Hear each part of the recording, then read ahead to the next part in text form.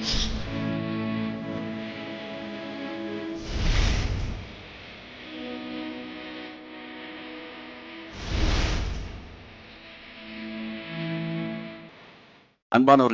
இயேசு கிறிஸ்துவின் பரிசுத்தமுள்ள நாமத்தில் இந்த டிசம்பர் 21 உங்களை அன்போடு கூட நான் வாழ்த்துகிறேன்.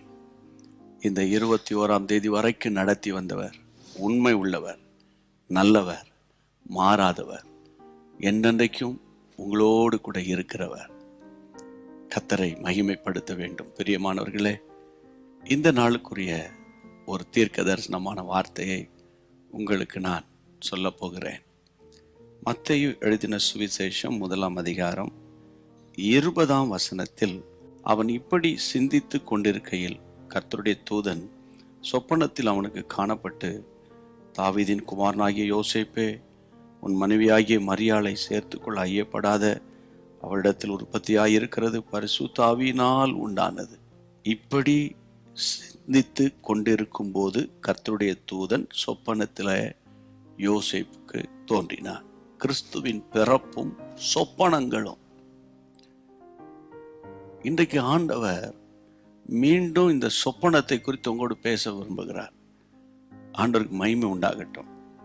மத்தேயு 2 பார்த்தீங்கன்னா, இயேசுவை தரிசிக்க சாஸ்திரிகள் வந்தபோது அவர்கள் திரும்ப யோர்தானிடத்தில் போக வேண்டாம் என்று சொப்பனத்தில் தேவனால் எச்சரிக்கப்பட்டார்கள். மத்தேயு 2 ஏரோது இயேசுவை கொலை செய்ய தேடின போது மீண்டும் யோசேப்புக்கு சொப்பனத்தில் காணப்பட்டு, எகிப்துக்கு போ என்று ஆண்டவர் எச்சரிக்கிறார். சொப்பனம் இயேசுவின் பிறப்பில் அந்த சூழ்நிலையோடு வருகிற சொப்பனங்கள்.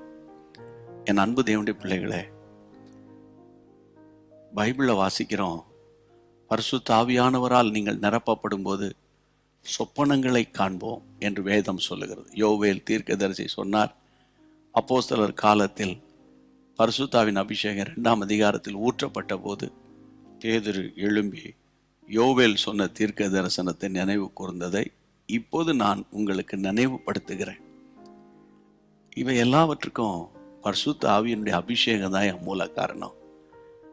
பாருங்க, வசனம் சொல்லுகிறது, இந்த யோசேப்புக்கு ஒரு பெரிய கன்ஃபியூஷன். அந்த கன்ஃபியூஷனை, அந்த குழப்பத்தை மாற்றுறதுக்கு சொப்பனம் அவசியம் பட்டதல்லவா? அடுத்தது, இந்த சாஸ்திரிகள் அவங்க வேணா வானத்துக்கு ஆராய்ச்சியாளர்களாக இருக்கலாம். இந்த நட்சத்திரம் என்ன, அந்த நட்சத்திரம் என்னன்னு ஆராய்ச்சி பண்ணக்கூடிய பெரிய ஞானவான்களாக இருக்கலாம்.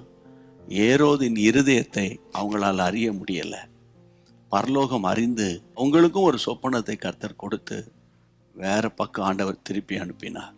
சொப்பனத்தின் மேன்மை. இன்னொரு கட்டத்தில் எரிச்சலடைந்த பிசாசாகிய யோர்தானு எல்லா பிள்ளைகளையும் கொலை பண்ணணும்னு அவன் ஒரு அரசாணை பிறப்பித்தான். சொப்பனத்தில் கர்த்தர் அன்றைக்கு யோசேப்போடு பேசி, உடனே எழும்பி நீ எகிப்துக்கு போ, எச்சரிப்பு.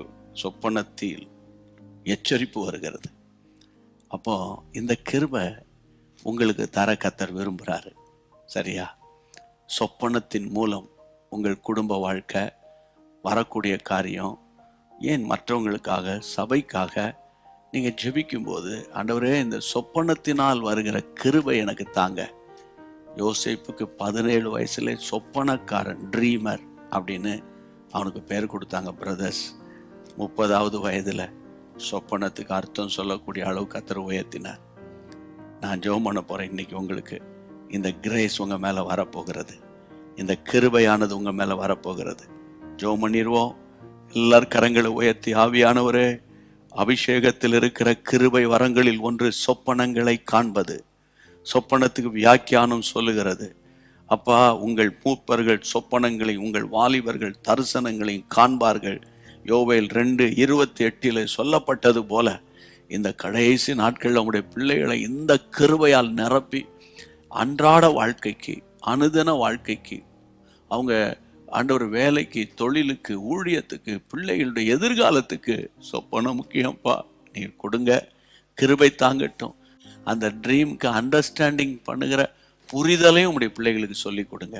ஆசீர்வதிங்க. ஜெபத்தை கேட்ட கர்த்தருக்கு ஸ்தோத்திரம், ஸ்தோத்திரம். இயேசுவின் நாமத்தில் பிதாவே, எவ்வளோ ஆவியானவர் அழகாக அவங்கள நடத்துகிறாருல்ல. கேளுங்க, தேவன் உங்களுக்கு அதை தர ஆரம்பிச்சிட்டார். சரியா? மீண்டும் சந்திக்கலாம். ஷேர் பண்ணிடணும்.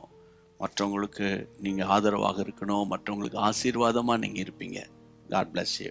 அன்பான தேவனுடைய பிள்ளைகளே, இச்செய்தி உங்களுக்கு மிகுந்த ஆசீர்வாதமாக இருந்ததென்று நாங்கள் நம்புகிறோம். தொடர்ந்து எங்கள் செய்திகளை கேட்டு கர்த்தருக்குள் ஆசீர்வதிக்கப்பட ஜீசஸ் மீட்ஸ் மினிஸ்ட்ரீஸ் என்கிற எங்கள் யூடியூப் சேனலை சப்ஸ்கிரைப் செய்யுங்கள்.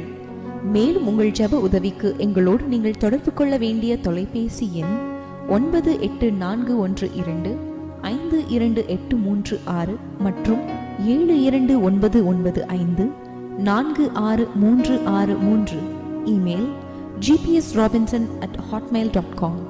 கர்த்தர் உங்களை ஆசீர்வதிப்பாராக.